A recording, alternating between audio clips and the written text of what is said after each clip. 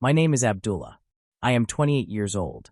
And on September 14th, 2021, I stood in the marble chamber of our family palace in Riyadh, holding a golden pen that weighed more than my entire soul, about to sign a marriage contract that would bind me forever to Salma, a 24-year-old woman who had been my father's fourth wife just 40 days earlier. Let me say that again, because I need you to understand the cage I was trapped in. I was being forced by ancient tribal tradition to marry my father's widow. Not because I wanted to, not because she wanted to, but because the Council of Elders declared that our family's honor demanded it. They called it widow inheritance, a practice so old that even modern Islamic scholars condemn it. But in the hidden corridors of power where tribal law trumps everything else, what the elders say becomes law. I stared at that contract, at the ornate Arabic calligraphy spelling out my imprisonment, and I felt absolutely nothing. You'd think I'd feel anger, or disgust, or fear. But after 28 years of having every single decision made for me, what I studied, where I traveled, who I married 3 times before this, I had become a ghost living in a golden palace. Have you ever felt completely dead inside while everyone around you sees only privilege and power? The chamber was cold despite the September heat. Italian marble floors, imported at a cost of $4 million, stretched beneath my feet. Crystal chandeliers from Austria hung above my head, each one worth more than most people earn in a lifetime. 73 members of my extended family sat in gilded chairs, waiting for me to do my duty. To preserve our honor. To avoid scandal. But let me take you back.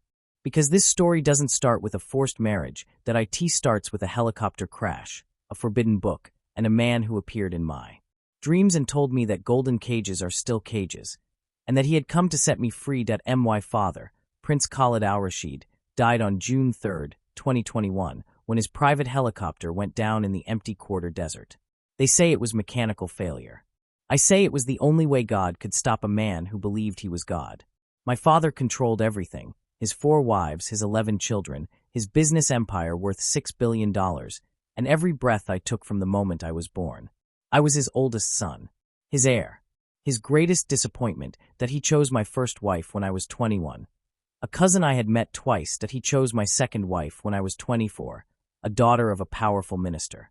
He chose my third wife when I was 26, a woman from another royal family, to strengthen political alliances. I never chose anything. I never wanted anything. I just existed, moving from one gilded room to another, praying 5 times a day to a God who felt 1,000 miles away, and wondering why I had everything and felt nothing. I performed my prayers mechanically. Wudu, the ritual washing of hands, mouth, nose, face, arms, head, and feet that every Muslim must complete before prayer, became as empty as brushing my teeth. I would watch the water run over my skin in bathrooms with gold fixtures and marble sinks, and I would feel nothing. The Shahada, the declaration that there is no God but Allah, and Muhammad is his messenger, tasted like ash in my mouth, but I said it anyway, because not saying it would mean death. Not just spiritual death, actual death. Because in Saudi Arabia, leaving Islam is ridda, apostasy, punishable by public beheading. So I played my role. I attended state dinners, I made business deals, I smiled for photographers, I pretended that sleeping in a different palace every week somehow made me free. And I waited for something, anything, to make me feel alive. Then my father died, and I thought I would finally be free. For exactly 12 hours, I believed that lie. The Council of Elders called me to a private meeting 3 days after the funeral. My Uncle Faisal, my father's younger brother, a man who had always resented being second, sat at the head of the table. 15 men in traditional white thobes and red-checkered gutras stared at me with expressions carved from stone. Abdullah, my uncle began, his voice carrying the weight of centuries of tradition, we have made a decision regarding Salma. Salma. My father's youngest wife, a woman I had barely spoken to in the 2 years since my father married her. She was 24 years old, 4 years younger than me. She had been sold to my father by her own family when she was 22, traded like property to secure a business deal. I had seen the emptiness in her eyes at family gatherings. I had recognized it because I saw the same emptiness every time I looked in a mirror. The tradition of our tribe, my uncle continued, requires that a widow be taken into protection by the family, to preserve her honor, to maintain the family's reputation. You, as the eldest son, will marry Salma within 90 days. The room spun. That's not Islamic law. That's an ancient tribal custom, that even the Quran doesn't support. Are you questioning the wisdom of your elders? My uncle's voice dropped to a dangerous whisper. Are you suggesting that our family's honor means nothing? I looked around the table. Every face was set like granite. This wasn't a discussion. It was a sentencing. She was my father's wife, I said quietly. This is wrong. This is tradition. You will do your duty, or you will lose your position, your wealth, and your place in this family. The contracts will be signed on September 14th, 3 months from today. Could you imagine being told you have 90 days until you're forced into a marriage that violates everything you believe is right? Could you imagine having $6 billion and 17 palaces and zero freedom? I left that meeting and did what I always did. I went through the motions. I traveled to London for business meetings. I stayed at the Mandarin Oriental. I attended conferences about oil futures and investment portfolios. And on July 2nd, 2019, I walked through the hotel lobby and saw something that would destroy and save my life. A Bible. In Arabic. Sitting on a side table near the concierge desk. I don't know why I stopped. I don't know why I looked at it. In Saudi Arabia, possessing a Bible can get you imprisoned. Importing one can get you deported if you're foreign, or worse if you're a citizen. I had never touched one. I had been taught my entire life that it was corrupted, changed, false. But I was so empty. So desperately empty. And something in me whispered, what if there's something in that book that can fill the void? I looked around. No one was watching. I picked it up, slipped it into my briefcase, and walked to my suite with my heart pounding like I had just committed murder. In a way, I suppose I had murdered the last piece of the obedient son my father had tried to create. That night, after performing my obligatory prayers, after dismissing my security detail, after making sure every door was locked, I opened that Bible. My hands shook. I started in the book of Matthew, chapter 5, the Sermon on the Mount. Blessed are the poor in spirit, for theirs is the kingdom of heaven. Blessed are those who mourn, for they will be comforted. Blessed are the meek, for they will inherit the earth. I had never read anything like it. In Islam, I had been taught that blessing comes from strength, from submission to law, from perfect obedience. But this Jesus, this man speaking from a mountain, said that the broken are blessed, that the mourning are comforted, that the weak inherit everything. I read until 3 a.m. I read about loving your enemies. I read about forgiving 70 times 7. I read about a God who cared about the heart, not just the actions. I read about a kingdom that wasn't built on power and control, but on love and sacrifice. And for the first time in 28 years, I felt something stir in the dead place inside my chest. I smuggled that Bible back to Riyadh in my diplomatic luggage. For 3 months, from July to September, I read it every single night in secret. I would lock myself in my private office in the east wing of the palace, pull the curtains, and read by lamplight like a criminal. Because that's what I was. A criminal pursuing something that could get me killed. I read about Jesus healing the sick. Jesus forgiving prostitutes. Jesus touching lepers. Jesus defending an adulteress from being stoned. Jesus saying that the greatest commandment was to love God with all your heart and love your neighbor as yourself. Everything I read contradicted everything I had been taught. Islam taught me that God was distant, unknowable, demanding perfect adherence to law. But this Jesus seemed to be claiming that God was close, personal, loving, and that he cared more about my heart than my performance. On August 15th, 2019, I had a dream. I need you to understand. I don't have mystical experiences. I don't see visions. I'm a businessman, trained in economics and finance at Oxford. But this dream was so vivid, so real, that when I woke up, I could still feel the heat of the sun on my face. I was standing in a desert at dawn. The sand was deep red, like the empty quarter where my father had died. And a man was walking toward me. He wore a simple white robe, and his face, I can't fully describe his face because it was like looking at the sun and at the most gentle smile you've ever seen, both at the same time. He stopped 3 feet away from me and said, Abdullah, I know your cage. I forged the key with my blood. Will you let me open the door? I fell to my knees, not in Islamic prostration, but in complete surrender. And I said words I had never planned to say, words that came from somewhere deeper than my mind. Jesus, if you're real, if you can free me, I'm yours. Completely yours. Whatever the cost. I woke up with tears streaming down my face. The call to Far prayer, the dawn prayer that Muslims pray before sunrise, was echoing from the mosque near our palace. I should have gotten up to pray. Instead, I opened my Bible, found the book of John, chapter 8, verse 36, and read, "If the Son sets you free, you will be free indeed." I had found what I was looking for, but I had no idea what it would cost me. The wedding to Salma was 49 days away. I tried to avoid her. I tried to pretend that signing that contract wouldn't destroy whatever fragile thing Jesus was building in my soul. But on August 28th, I saw something that changed everything. I was walking past the women's garden, a private courtyard where my father's widows were allowed to spend time without wearing full covering. I glanced through a gap in the carved wooden screen, and I saw Salma sitting on a stone bench crying. And in her hands was a Bible. A Bible. In Arabic. The same edition I had been reading. I stopped breathing. I looked around to make sure no one was watching, and then I did something incredibly foolish. I walked into the women's garden. I sat down next to her, and I whispered, "Where did you get that?" She looked up at me with terror in her eyes.